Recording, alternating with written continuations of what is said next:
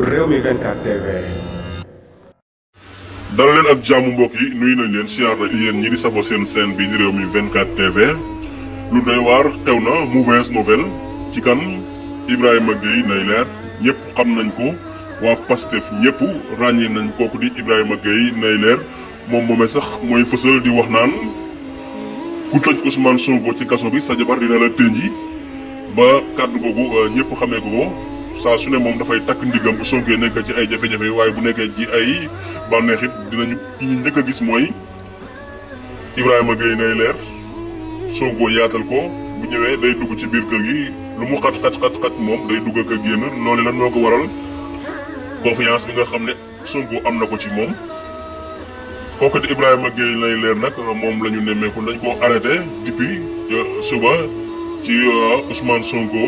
bi muy dem tribunal kooku di Ibrahima Gueye nay leer bokkoon na ci njëkk a accompagné woon waaye kon jàpp nañ kooku di Ibrahima Gueye nay leer di yëgle ne tamit jàpp nañ yeneen patriote ci mel ne Diop Taïf ñooñu jàpp nañ leen bu yàgg waaye waa Pastef yi daal ña ngay jeex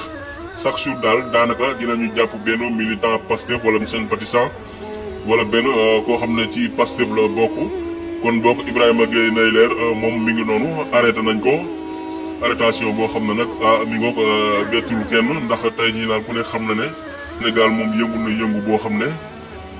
kenn mënul comprendre loolee lan la ndax lan ab procès boo xam ne Ousmane Sonko moo ngi koy wuyu ji waaye heure bu demee bay nar a egg rek ñu gis ne takk der yi dañ koy arrêté arrêtation yooyu ñu koy def nag ak di ko jaay doole pour forcer ko yóbbu ko nañu gis ne patriotes yi dañuy manifesté wu loolu nag la ñu nemmeeku ci diwaanu Sénégal kon Ibrahima Gueye nay leer di koy yaanal yàlla mu am liberté jaa ngeen jëf mbokk yi